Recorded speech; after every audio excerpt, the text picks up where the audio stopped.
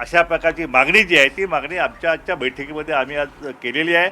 आणि जर हे नाही झालं तर पण भुजबळ साहेब मंत्रिमंडळ असले काय नसले काय, भुजबळ साहेबांचं मंत्रिमंडळ स्थान आमच्यासाठी हवं होतं, ओबीसीसाठी हवं होतं.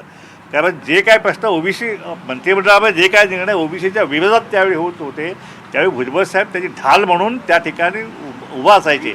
आता भुजबळ साहेब मंत्रिमंडळ असल्यामुळं ओबीसींच्या हक्काचं संरक्षण कसं करणार, कोण करणार आणि ओबीसींची बाजू कोण लढवणार हा प्रश्न आता आमच्या सगळ्यांपुढे आहे. आणि म्हणून भुजबळ साहेबांनी कुठल्या परिस्थितीत मंत्रिमंडळात जे आहे ते घ्यावं अशी आमची मागणी. नाही घेतलं तर संघर्ष जो आहे तो संघर्ष आमचा हा सुरू राहणार आहे. रस्त्यावरची लढाई असेल किंवा आणखीन कुठली लढाई असेल ती आम्ही त्या ठिकाणी लढण्याचा निर्णय आम्ही केलेला आहे. संघर्षाची भाषा करताय, मात्र दुसरीकडे जे या सरकारमध्ये ओबीसी मंत्री म्हणून आहेत ज्यांनी शपथ घेतली आहे त्यांच्या नेतृत्वावरती तुमचा विश्वास नाही आहे का? मग असं आहे की पहिल्यांदा महाराष्ट्राच्या इतिहासामध्ये मराठ्यांच्यापेक्षा ओबीसींचे मंत्री जास्त आहेत. म्हणजे 17 ओबीसी आहेत आणि मराठा 15 आहेत का 16 ओबीसी आहेत. म्हणजे हे सरकार जे आहे ते ओबीसीचं सरकार म्हणायला हरकत नाही अशी भूमिका जे सरकार मांडत आहे. पण हे सगळं जरी खरं असलं, हा सगळा गाव आमचा मामाचा आहे, पण त्यातला एक तरी कामाचा पाहिजे ना काय. आणि म्हणून जो कामाचा जो आहे त्याला बाहेर काढलं काय. आणि जे बिनकामाचे आहेत काय, खरंच कामाचे असेल तर आमची मागणी आहे त्यांच्याकडे सुद्धा की पहिल्या कॅबिनेटमध्ये या 17 लोकांनी आवाज उठावा ओबीसींचा. आणि जो जातनिहाय जनगणनेचा जो प्रश्न आहे तो त्या ठिकाणी त्यांनी मांडून तो सरकारकडे मंजूर करून घ्यावा. बिहारने जसं ज्या ठिकाणी जशी केलेली आहे तशीच जातनिहाय जनगणना जी आहे ती महाराष्ट्राची या सगळ्या 16-17 मंत्र्यांनी त्या ठिकाणी करून घ्यावी. 33,000 या ठिकाणी ओबीसींच्या राजकीय जागा ज्या आहेत त्या गायब केलेल्या आहेत. त्याच्यावरती डल्ला मारलेला आहे भाटिया कमिशनच्या माध्यमातून. त्या 33,000 जागा ज्या आहेत त्या परत आणण्यासाठी हे मंत्री काय करतायत हेच आता आम्ही बघणार आहोत.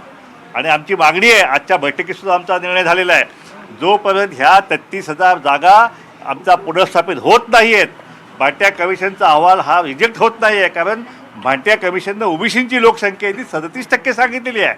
हा ओबीसी फार मोठा अन्याय आहे.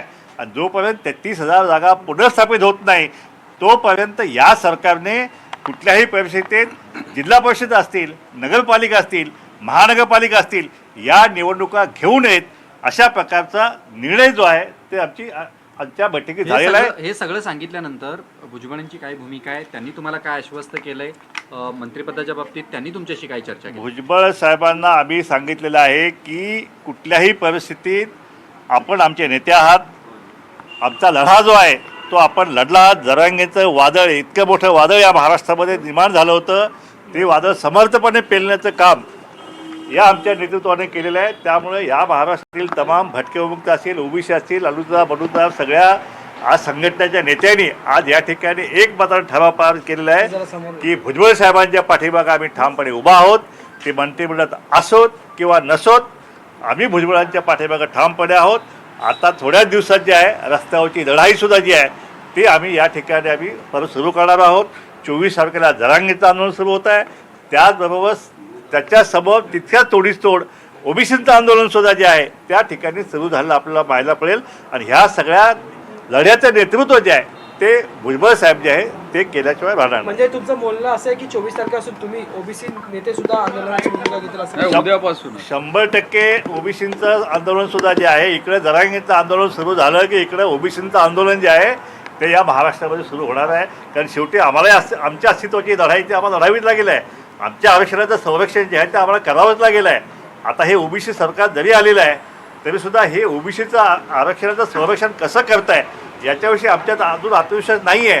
कारण मराठा आरक्षणासाठी मराठा आमदार टाळे घेऊन मंत्रालयाला टाळे मारलेले आहेत त्यांना ओबीसीतलं आरक्षण द्यावं म्हणून. पण त्यावेळी ओबीसीचे आमदार मात्र गप्प गुमान बसले होते. हे पाहता आता ओबीसीचे आता हे जे मंत्री जे आहेत हे मंत्री आता काय भूमिका घेत आहेत याच्याकडं सगळ्या ओबीसी समाजाचं आता लक्ष आणि आहे. एक शेवटचा प्रश्न आहे की अजित पवार असं म्हणतात जे कोणी नाराज आहेत त्यांनी समजून घ्यावं की नव्या तरुणांना संधी मिळायला हवी, त्यामुळेच आम्ही काही जणांची मंत्रिपदाची ती थांबवलेली आहेत. कसं बघतात ते नव्या तरुणांचा मुद्दा उपस्थित करून अजित पवारांनी ही भूमिका जी ती मांडलेली आहे? हे पहा, शेर कभी बुडा नाही होत आहे. हा ओबीसीचा शेर आहे, हा कधी म्हातारा होत नाही आहे. आणि त्यामुळे तरुण आणि म्हातारपणाची व्याख्या जी आहे ती भुजबळ साहेबांना लागूच पडत नाही ना. आणि म्हणून भुजबळ साहेबांना जे आहे ते कुठल्याही परिस्थितीत अजितदादांना आमची विनंती आहे की ते पुन्हा एकदा पुनर्विचार करावा आणि हा ओबीसीचा आवाज जो आहे त्याला मंत्रिमंडळात स्थान द्यावं. थँक्यू.